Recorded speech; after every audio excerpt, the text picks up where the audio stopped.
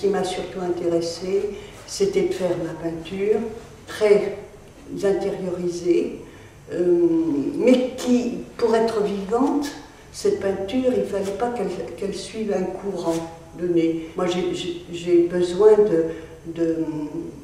d'originalité, hein, et puis, oui, un retrait par rapport à l'abstraction.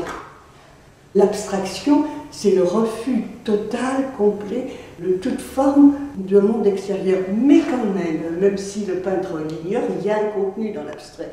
Donc ce contenu, il est allusif, mais il existe. Donc ça, très souvent, je fais des toiles purement abstraites, parce que c'est agréable, et que c'est vraiment l'élaboration de la plus grande liberté. Mais comme nous existons actuellement pour l'art contemporain, donc j'ai introduit beaucoup d'écrits dans ma peinture. Pourquoi? Parce que j'étais de formation littéraire, du reste comme beaucoup d'artistes.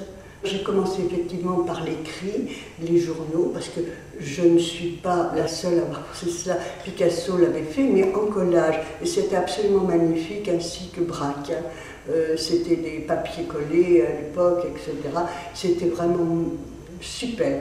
Comme nous quittons une civilisation de l'écrit, donc je formule dans les formes de ma peinture, c'est aussi l'imprégnation de l'écrit. Au départ de ma vie, j'ai fait des incisions d'écriture dans la matière, et maintenant je ne fais que des imprégnations. Pourquoi? Parce que c'est dans la mouvance, dans le courant de vie de l'art contemporain. Ici, là, il y a des imprégnations de journaux, hein. Et puis ici, des lettres, des imprégnations de lettres chinoises. Elles sont esthétiquement vraiment équilibrées, avec l'introduction de l'image. Là, vous avez le portrait de César. Donc, ce que je fais, là, ce sont des accumulations, des superpositions, du reste, comme le faisaient les peintres autrefois, c'est-à-dire, sous cette couche de terre de sienne brûlée, existe un noir, pour faire ressortir le trait. C'est quand même une peinture à l'huile, hein, c'est pas de l'acrylique, et j'utilise la tarlatane. Ça c'est tout à fait récent, parce que j'ai fait beaucoup de gravures, et que la discipline de la gravure m'a enrichi au niveau de ma peinture, c'est-à-dire ce que je voulais en fait donner l'impression de tissus anciens qui sont cousus, de tissus, comment dirais-je, très usés, c'est-à-dire je voulais en fait donner l'illusion d'une certaine forme de pauvreté qui était relevée au rang d'une certaine forme de noblesse, si vous voulez, à l'intérieur de la peinture. J'ai toujours pensé que la peinture, c'était quand même quelque chose qui doit correspondre, si vous voulez, à une forme de méditation, mais en même temps d'action, car peindre, c'est quand même avoir un esprit de décision. On peut décider, et on agit. On ne peut pas dire qu'un peintre aille essentiellement vers la spiritualité, mais il y a des formes de couleurs, de la peinture nous emmène forcément dans des frontières que nous ne maîtrisons pas nous-mêmes.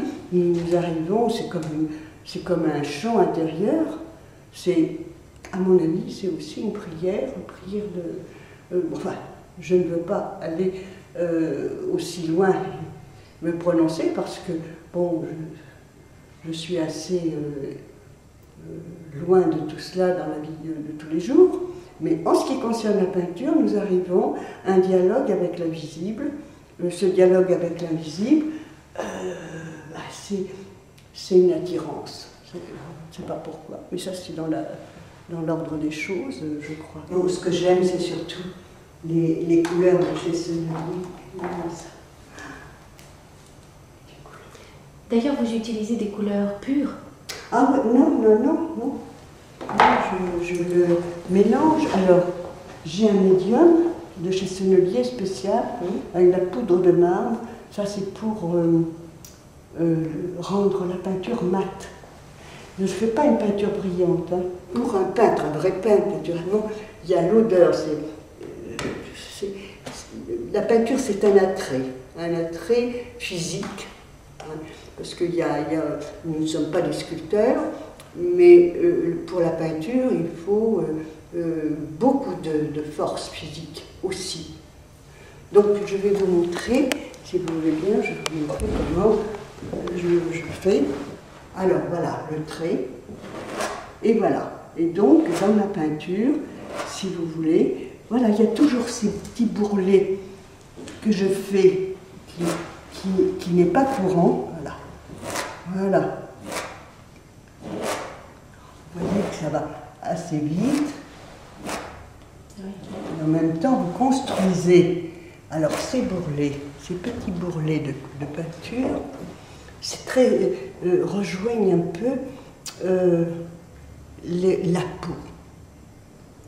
C'est-à-dire que je pense souvent, d'ailleurs à des chirurgiens, des gens qui rassemblent les peaux humaines et qui les soudent. C'est-à-dire qu'il y a la cicatrisation. Chaque toile m'apparaît avant, en principe avant. Simplement, dans la construction, elle m'apparaît. Mais dans l'exécution, c'est elle qui me mène. Ce n'est pas moi qui mène le jeu. Et je suis très surprise, quelquefois, que ça aille à l'encontre de mon idée première. Donc, si vous voulez, c'est quand je fais les choses, plus je fais les choses, plus la peinture me parle. En fait, c'est comme au tennis, vous jetez une balle en l'air et l'autre doit répondre. Mais l'autre, c'est la toile, c'est la couleur, c'est la peinture, et plus vous travaillez, plus vous voyez une réponse, vous arrivez tout doucement à vous dire, je n'ai pas tout à fait voulu ça, mais c'est comme ça.